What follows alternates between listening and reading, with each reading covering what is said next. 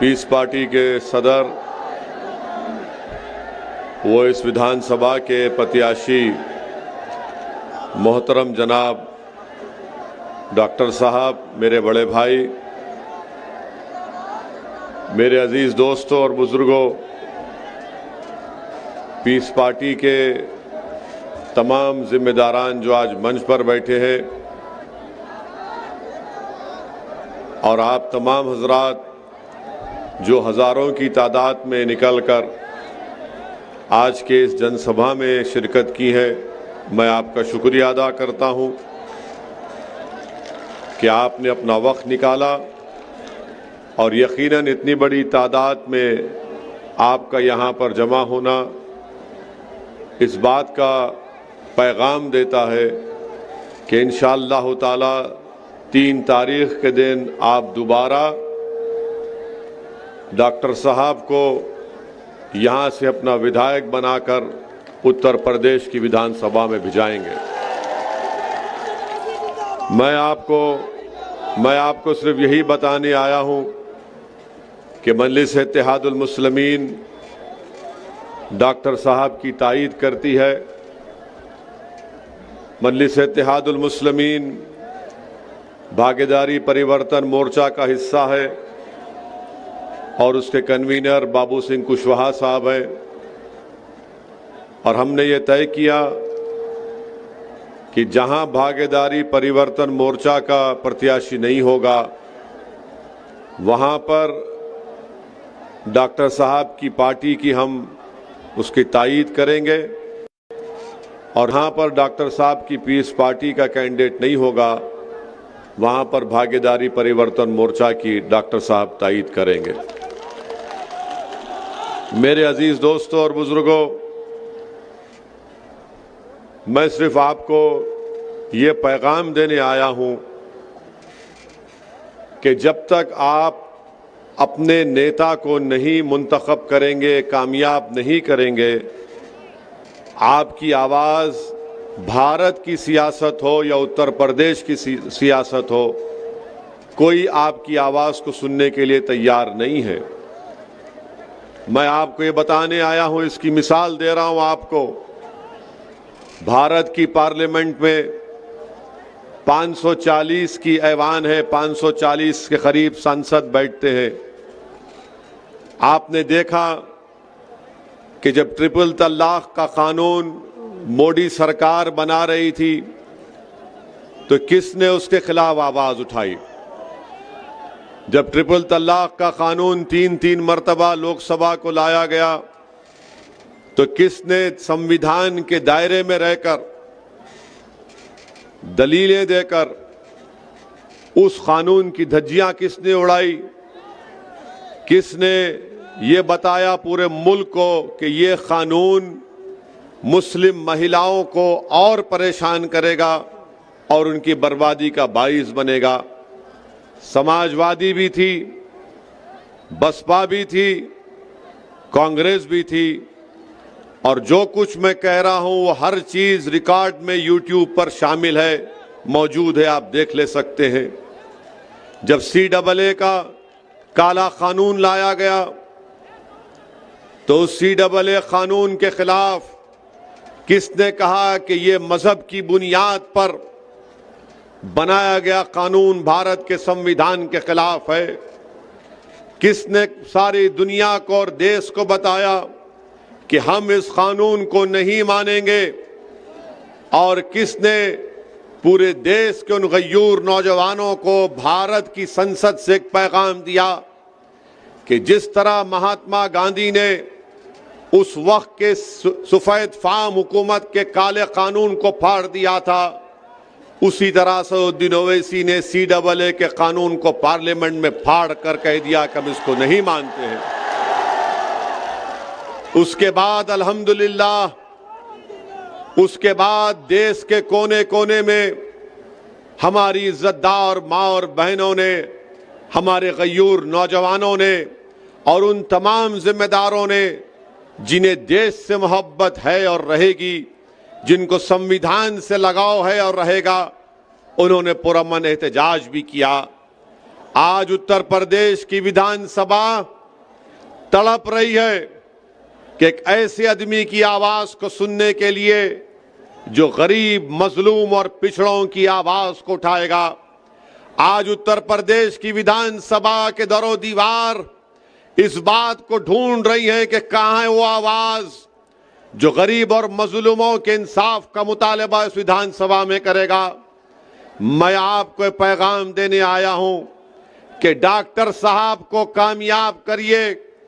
आपने पहले भी उनको अपने वोट और दुआओं से कामयाब किया था, आप दोबारा डॉक्टर साहब को कामयाब करिए ताकि उत्तर प्रदेश में अगर ये जीत के जाएंगे इंशाअल्लाह तो ये डॉक्टर साहब की इनफरादी कामयाबी नहीं होगी, ये आपकी कामयाबी होगी, ये मजलूमों की कामयाबी होगी, ये गरीबों की कामयाबी होगी, ये उन लोगों की कामयाबी होगी जिनकी जबानों को बंद कर दिया गया, ये उन लोगों की कामयाबी होगी जिनके बहते हुए आंख से आंसुओं को कोई नहीं देख रहा है, ये उन लोगों की कामयाबी होंगी जो ख्वाब देख रहे हैं कि मुझे भी हिस्सेदारी में हिस्सा मिलना चाहिए।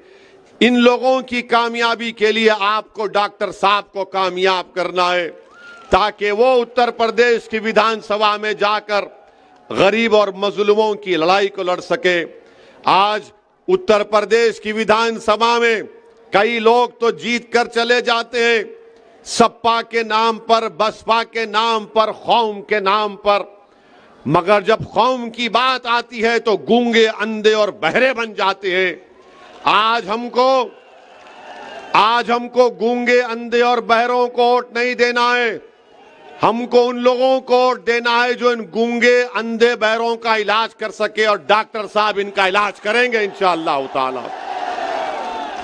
यकीनन मैं एक मुख्त मजलिस इत्तेहादुल मुस्लिमीन का मैं सदर हूं, मेरा ताल्लुक दूसरी पार्टी से है।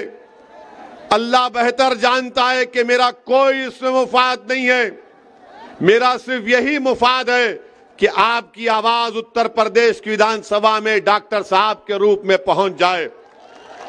मेरा इनसे कोई रिश्ता नहीं है, सुनो आप, मेरा इनसे डॉक्टर साहब से कोई रिश्ता नहीं है, मेरा इनसे कोई ताल्लुक भी नहीं है।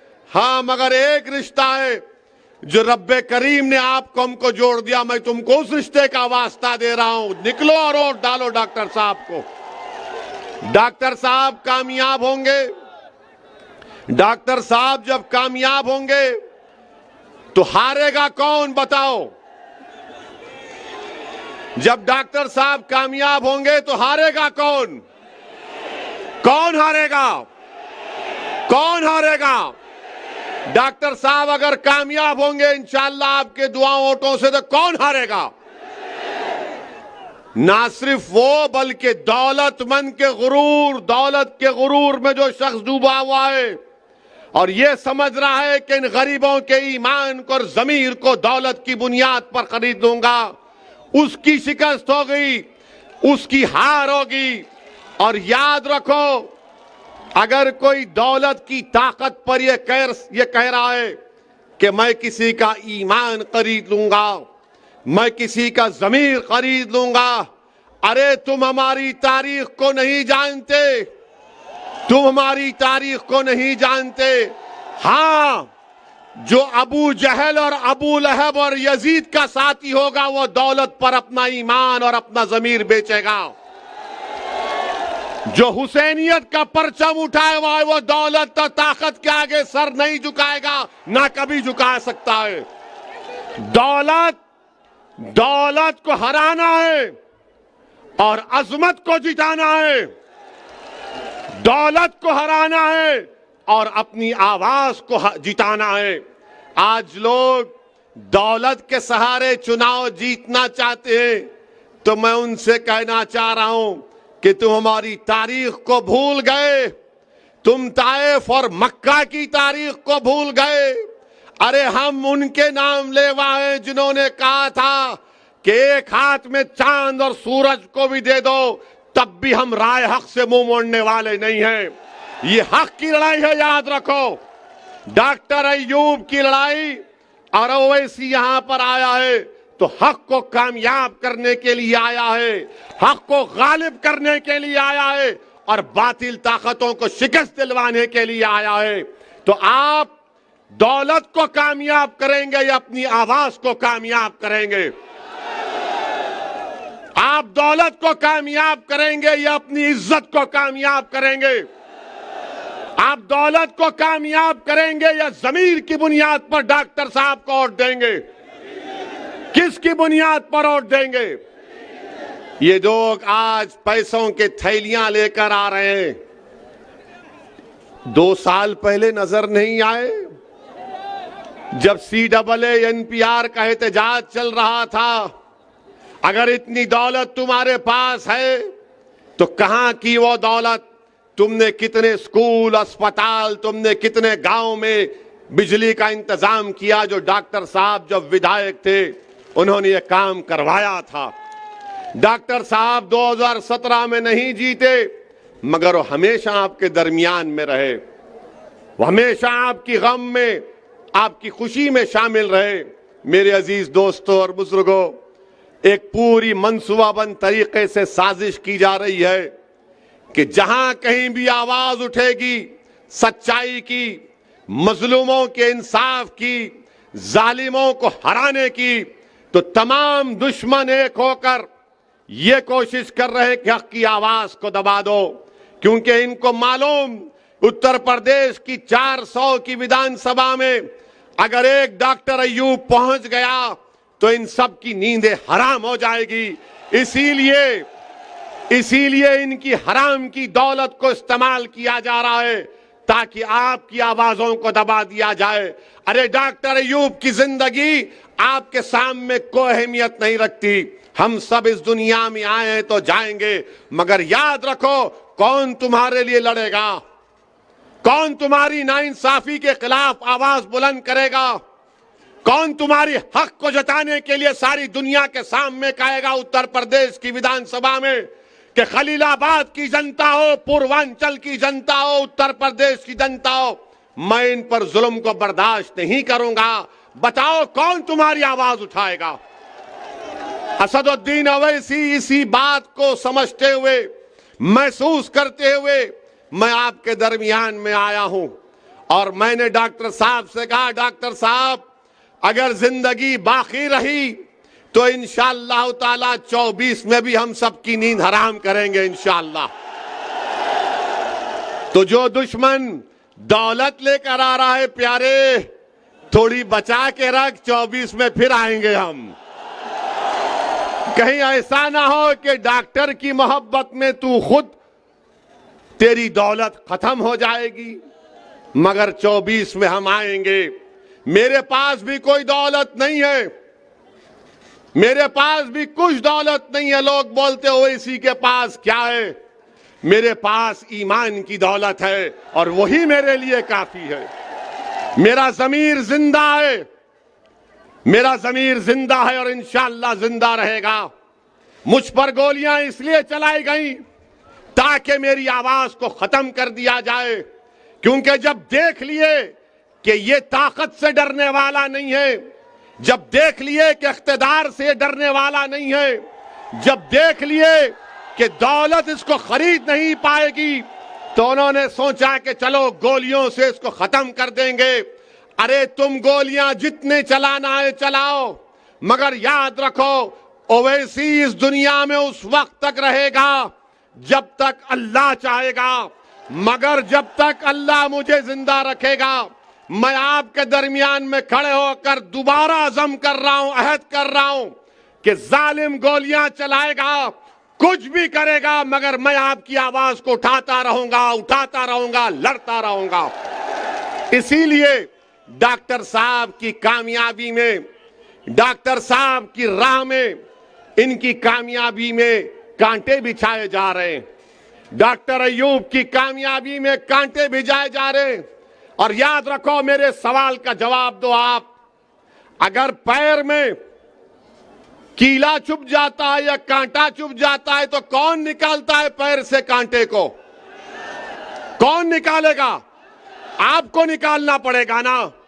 अगर आपके हाथ में कांटा या कीला चुभेगा तो आप क्या करेंगे? आप बोलेंगे इधरा जरा निकाल मेरा, नहीं बोलेंगे ना, डॉक्टर को बुलाना पड़ेगा ना इलाज के लिए। अगर आप ये समझेंगे नहीं वो बसपा है, वो सपा है, याद रखो ये आपने कहानी हमने बचपने में पढ़ी थी कि एक सांप के दो चेहरे होते, ये वही है ये लोग। एक था विधायक बीजेपी का, और आप जानते हैं कि शाही कला मदरसे के बारे में इन्होंने क्या किया था। बीजेपी में थे तो अखिलेश यादव ने कहा कि आजा मेरे पास एक वॉशिंग मशीन है, तुझे उसमें डालूंगा तो तू सेक्युलर हो जाएगा। वहां पर दौड़े और उनको टिकट दे दिया गया। बीजेपी ने किसी और को लाया है और बसपा ने किसी और को लाया है। याद रखो मेरी इस बात को, नुकसान हमको गैरों से ज्यादा अपनों से पहुंचा है। नुकसान हमको गैरों से ज्यादा अपनों से पहुंचा है। करबला की सरजमीन पर नवासे रसूल पर तलवार उठाने वाले कौन थे? टीपू सुल्तान से गद्दारी करने वाले कौन थे? आज फिर आ गए हैं कि डॉक्टर अय्यूब को रोका जाए।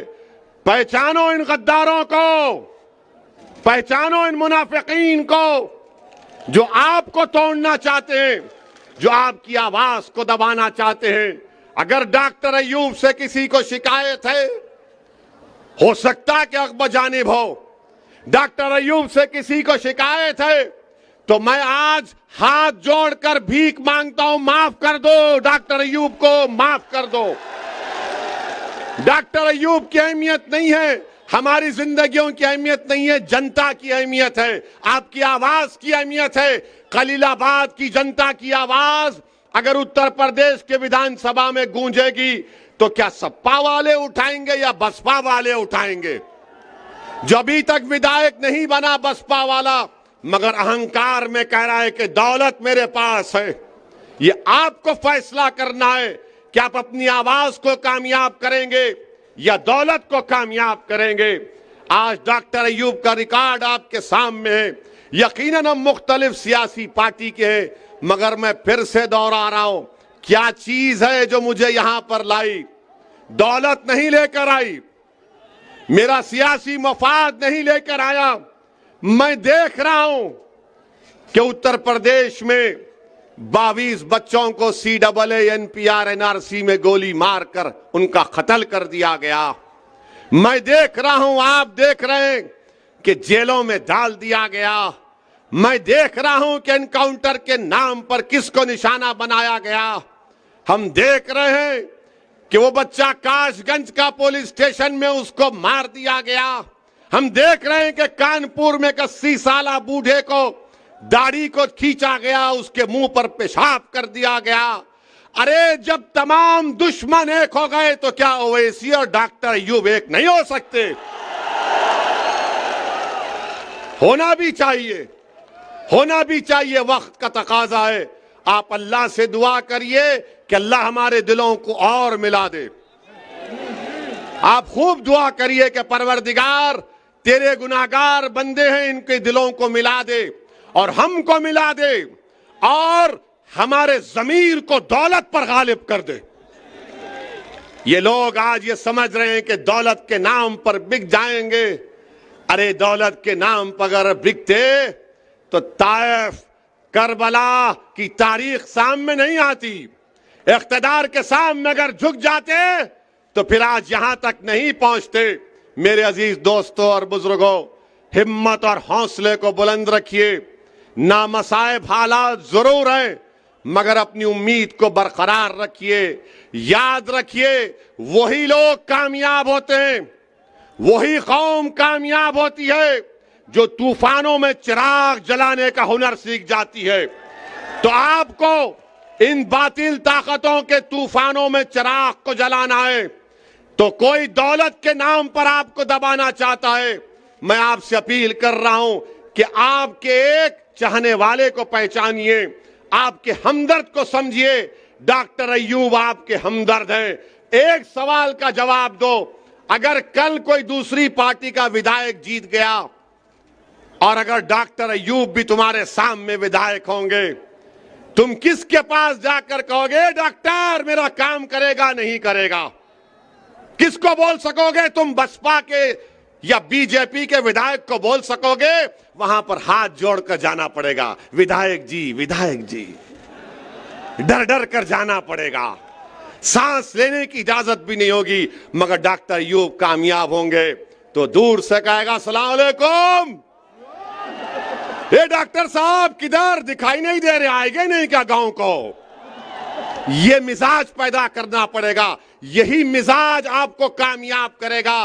पहचानो अपने दोस्त और दुश्मन को मेरे भाई, यही पैगाम देने आया हूं और इंशाअल्लाह ताला आता रहूंगा।